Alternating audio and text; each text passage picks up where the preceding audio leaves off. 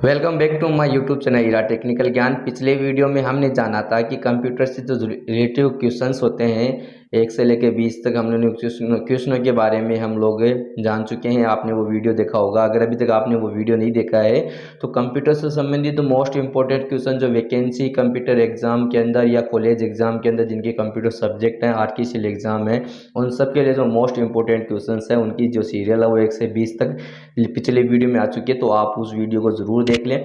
आगे के वीडियो में हम चलेंगे 21वें क्वेश्चन जो अपना है आगे का वो लेके चलते हैं कि 21वां जो मोस्ट इंपॉर्टेंट क्वेश्चन है आप लोगों के लिए वो कौन सा है और किस प्रकार से वो काम करते हैं और क्या क्या इनके क्वेश्चंस बनते हैं।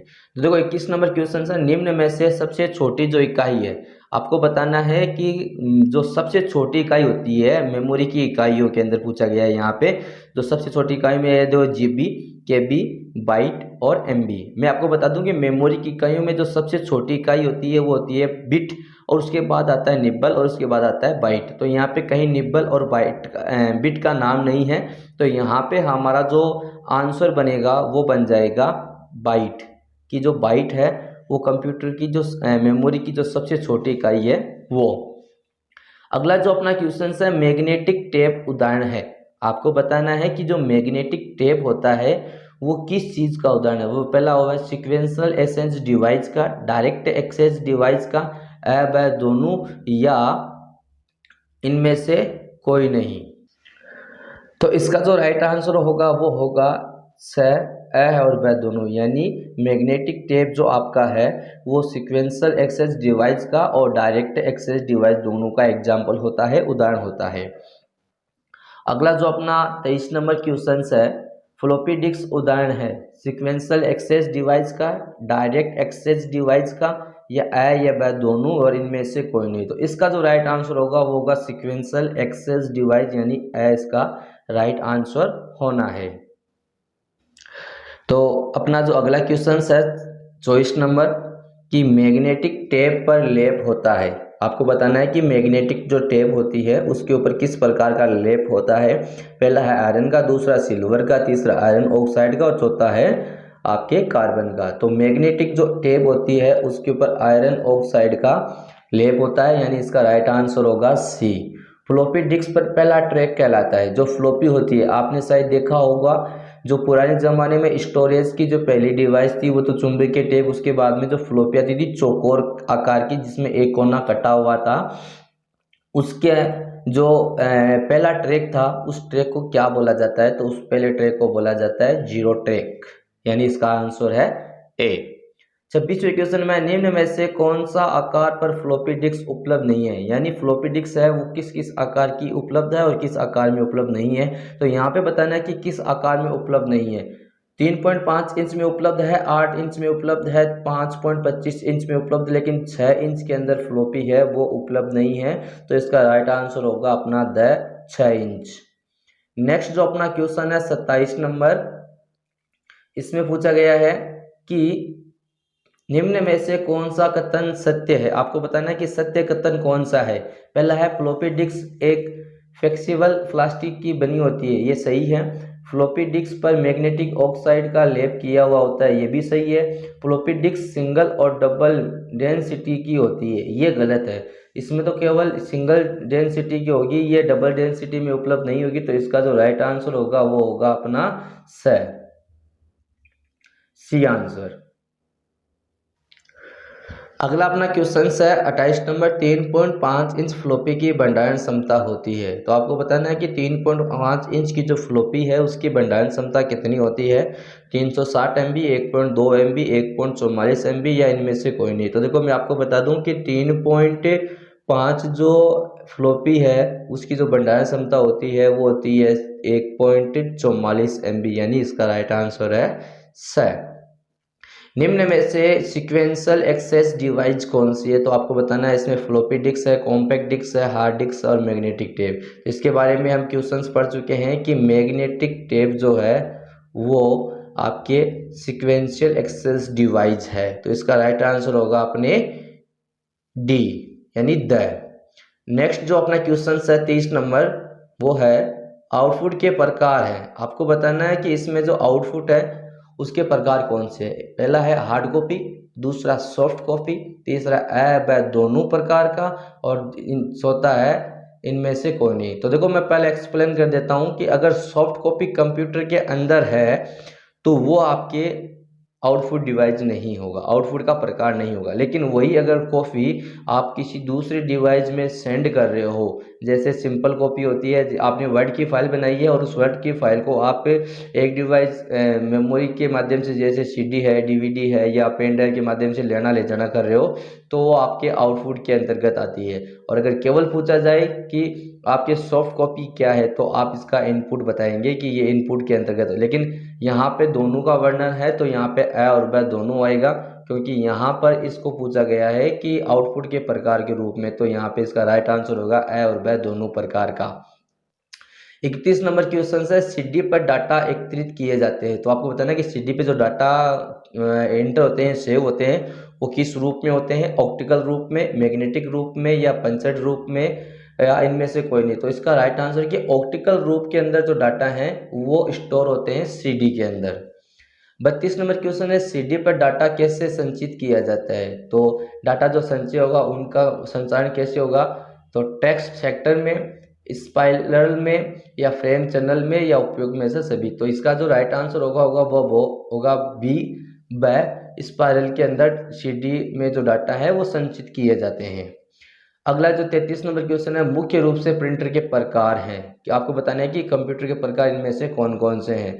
तो इम्पैक्ट प्रिंटर, और दूसरा है नॉन इम्पैक्ट प्रिंटर, और तीसरा है ए ब दोनों, और चौथा है इनमें से कोई नहीं। तो मैं आपको बता दूं प्रिंटर दो प्रकार के होते हैं, एक तो इम्पैक्ट प्रिंटर होता है, एक नॉन इम्पैक्ट प्रिंटर होता है। तो यहाँ पे दोनों दे रखा है, तो इसका जो राइट आंसर होगा वो होगा ए ब दोनों, यानी साइज का राइट आंसर होना है।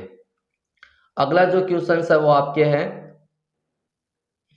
34 नंबर, सॉफ्टवेयर मुख्य रूप से कितने प्रकार के होते हैं? तो देखो सॉफ्टवेयर मुख्य रूप से 3 प्रकार के होते हैं, सिस्टम सॉफ्टवेयर, एप्लीकेशन सॉफ्टवेयर, एक होता है यूटिलिटी सॉफ्टवेयर। लेकिन कई जगह केवल 2 प्रकार दिए जाते हैं, सिस्टम सॉफ्टवेयर और एक एप्लीकेशन सॉफ्टवेयर के बारे में।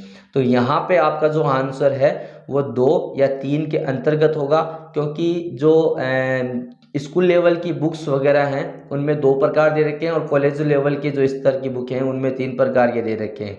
तो यहाँ पर हम लोग मान के चलेंगे 2-3 प्रकार, क्योंकि सॉफ्टवेयर 3 प्रकार के होते हैं।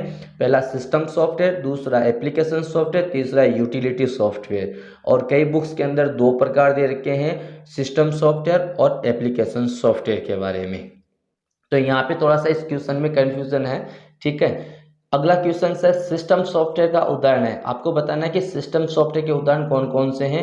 एक तो FoxPro, MS Office, MS DOS और वर्ड स्टार। आपके ये 4 ऑप्शंस मिले हैं, इन चारों में से आपको बताना है कि सिस्टम सॉफ्टवेयर का उदाहरण कौन सा है। तो पहला फॉक्स प्रो, दूसरा MS ऑफिस, तीसरा MS डॉस और चौथा है वर्ड स्टार।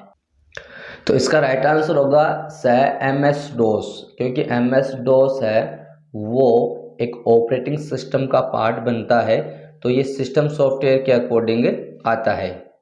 और बाकी फॉक्स प्रो है, MS ऑफिस है, वर्ड स्टार है, ये सारी एप्लीकेशन सॉफ्टवेयर के अंतर्गत आते हैं।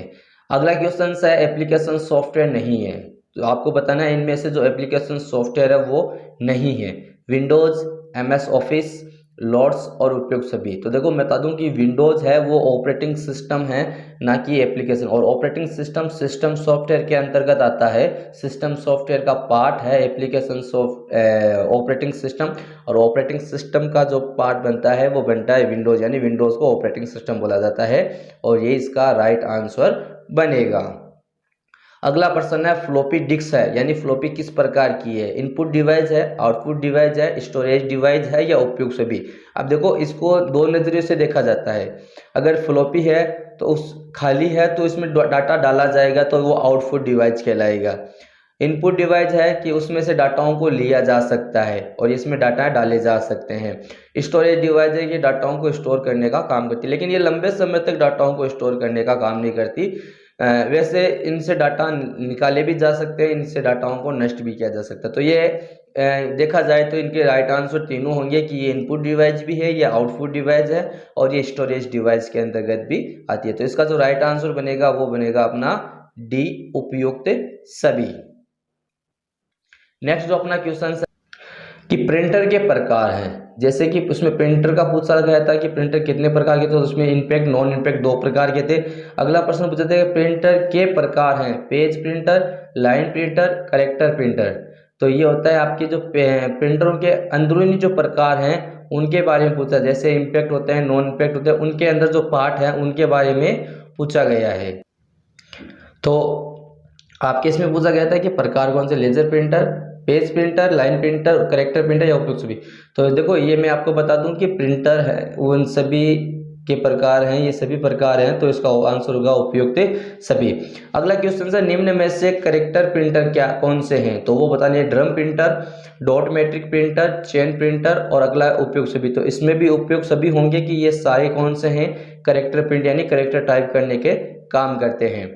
इसके बाद अगला जो क्वेश्चन है अपना इस वीडियो का last question 40 number, page printer का उदाहरण है। आपको बताना है कि पेज प्रिंटर का उदाहरण कौन सा है, laser printer, dot matrix printer, chain printer और ड्रम प्रिंटर।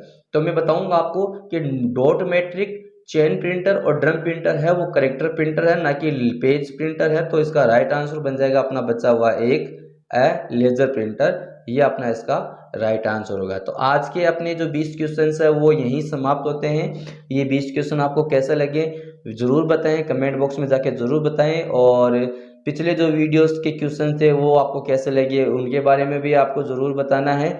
साथ ही साथ में अपनी कंपटीशन एग्जाम के अंदर जो कोई क्वेश्चंस एक्स्ट्रा या आते हैं या आपके सिलेबस के अधिक एक्स्ट्रा जो सिलेबस है आपका इनके अलावा कंप्यूटर का, उनमें से अगर आपको कोई क्वेश्चंस पूछने होते हैं तो कमेंट बॉक्स में जाके ज़रूर बताएं।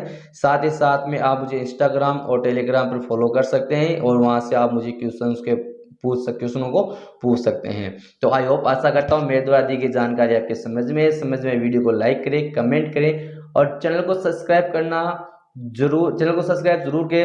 सब्सक्राइब करना मत भूलें, क्योंकि ये जो वीडियोस क्वेश्चंस आ रहे हैं ये आपके फ़ायदे के लिए आ रहे हैं, आपकी हेल्प के लिए आ रहे हैं। तो चैनल सब्सक्राइब करें, बेल आइकन को प्रेस करें और अपने तमाम दोस्तों के साथ इन वीडियो को शेयर करें ताकि वो भी कंप्यूटर क्वेश्चनों को आराम से पढ़कर अपने कंपटीशन एग्जाम को क्लियर कर सके। तब तक के लिए बाय बाय।